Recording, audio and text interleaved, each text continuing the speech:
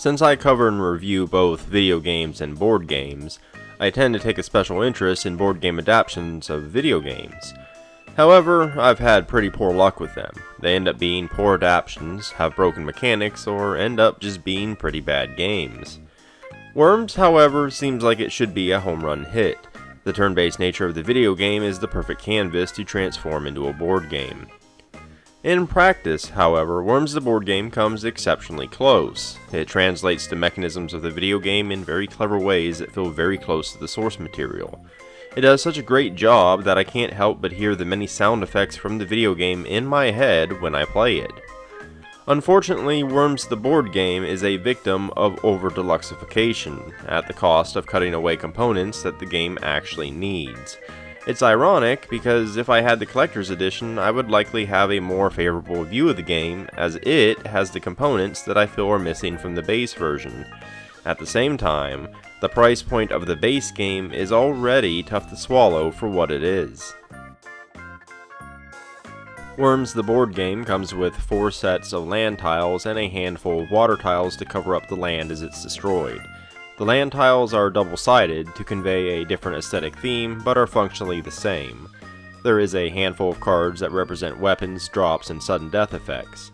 The cards have a very nice visual layout that's easy to understand with some pretty simple iconography, and the art is very consistent with the video game, which is nice. You get a handful of tokens to represent craters and fire, as well as a nifty set of custom 12-sided dice.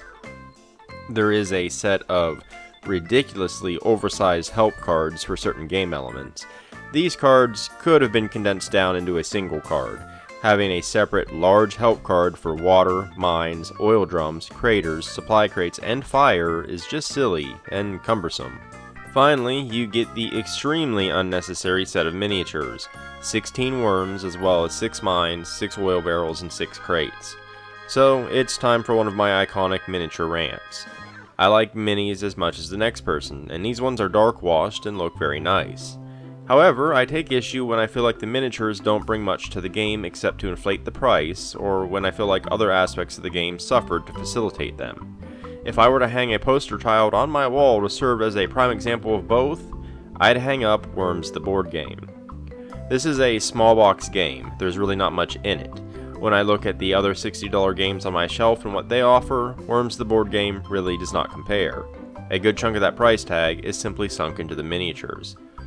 Furthermore, the game itself desperately needed more map tiles, which I'll dig deeper into later. Miniatures look nice, but have no impact on the gameplay. The map tiles do, and I trade all of the minis for more tiles in a heartbeat, especially the objects like barrels and crates, which could have easily been tokens. In its defense, the game is incredibly quick to set up and put away, but largely for the wrong reasons. In addition to being fast to set up, the way you begin the game is pretty clever. Once the map tiles are placed, each player takes 4 worms of a single color, 1 oil drum, 1 landmine, and 1 supply crate. Then they take turns placing these things onto various hexes. The kicker is that you don't know what color worms you're playing until after everything is placed. Once everyone is done placing their worms and objects, a set of reference cards gets shuffled and handed out to each player. These cards match one of the 4 colors, and whichever one you get is the color worms you play. It's clever, and it adds an interesting element to the game setup. You have to strike a balance between setting up your worms in an advantageous position versus a bad one, because you may or may not end up playing that team. It's one of the game's small quirks, but one that I found really neat. In the video game, players take turns inching their worms along a destructible landscape, picking up supply drops and attacking with a variety of weapons that can be affected by the wind and have their own physics-based quirks. The board game is pretty much the same, and how it adapts those mechanisms is pretty clever. Let's take the iconic bazooka for example. When you attack with the bazooka, you place the target token in the hex you want to attack. Then you roll dice based on how far away you are. The longer the distance, the fewer dice you get to roll. You then choose one of those dice to use. The die faces have a direct hit symbol, which means you simply hit that hex. However, an arrow means you move the target token in the direction of the wind, while any number symbol means you move the target token in the matching direction on the wind dial. Your attack actually lands wherever the target token ends up. If you actually hit a hex with a worm in it, the worm is damaged, but also blasted. So they roll the dice to see which adjacent hex they are thrown. If it's into a water tile or off of the map, they drown instantly. More powerful weapons take the concept even further. For example, the banana bomb blasts the same hex twice, scatters the target token, blasts some more, scatters again, and so forth. To anyone who has played the video game, you will absolutely understand what is happening with each and every weapon. The utility items have neat functions as well. You can use girders to avoid fire and mines, or ninja ropes to zip across the map, but you chance landing somewhere different than where you intended, by using the same dice mechanic. I also appreciate how you move around the map.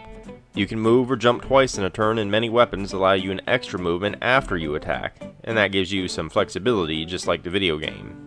After a player finishes a turn, they draw a drop card that will usually drop a supply crate and other items in the emptiest hex, making it so the battlefield is ever changing, and new weapons are available for worms to grab. Destruction is handled really well too. Each time a hex is damaged, usually by a blast, it gets a crater token. Once it has 3 crater tokens, it's destroyed and a water tile is placed on top of it. I'm very impressed at just how much the game feels like the worms I know and love. The dice and target mechanic captures the feel and spirit of the video game quite well, even if it ends up feeling a little bit more random than I would like. While the dice and target mechanic is a great way to adapt the video game to Worms the board game, it's not perfect. In the video game, aiming and firing a weapon is a lot more skill-based. You are contending with the wind and physics, but it's you contending with them, not random chance. Screw-ups are often your fault. In Worms the board game, it's all at the mercy of the dice.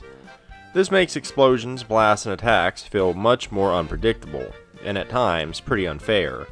Worms get slapped into the water left and right purely by chance. Now, this is largely due to the compacted map issues that I'll get to in a bit, but even on a larger map, a good bit of randomness would always be present. The big thing that sets it apart compared to the video game is when shots go awry in the video game, it's funny and entertaining. The board game can't quite capture that same humor when bad luck befalls your worms, it just feels kind of bad. You can do your best to mitigate the luck factor, but you can only impact it so far. There wasn't a single game I played where I felt like anyone won or lost through skill or strategy. It just felt like it was who the dice favored the best.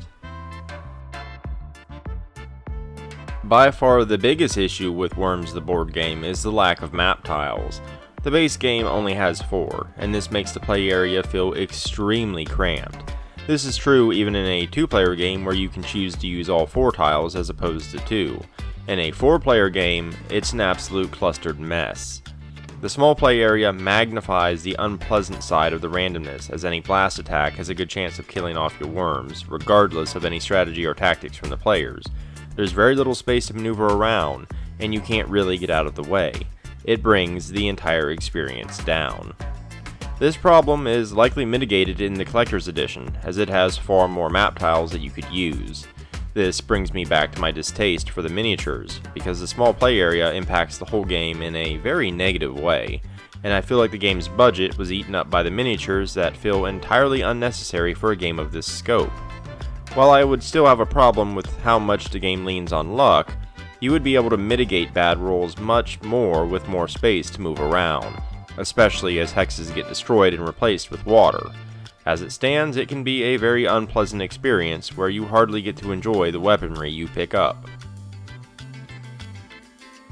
Worms the board game manages to capture the spirit of the video game in clever ways, and it makes a genuine effort to be a respectable board game adaptation. For the most part, its gameplay mechanics work, and it would be an enjoyable game if the play area wasn't so compact and clustered. A few more map tiles would have made a massive difference in how the game feels to play, and it's a shame that this small box game opted to provide a bunch of miniatures instead. Not every game needs or should utilize miniatures, not when it could instead provide additional crucial components that would make for a much better gameplay experience overall. I could swallow the $60 price tag better if Worms the board game came with more actual game, and less fancified plastic. If you enjoyed this video or found it informative, consider liking and subscribing. It really helps me out a great deal. I've also left links in the description below, including to my website where you can find the bulk of my written content, but also to my Patreon, Ko-fi, social media, and more. But in any case, thanks for watching, and until next time.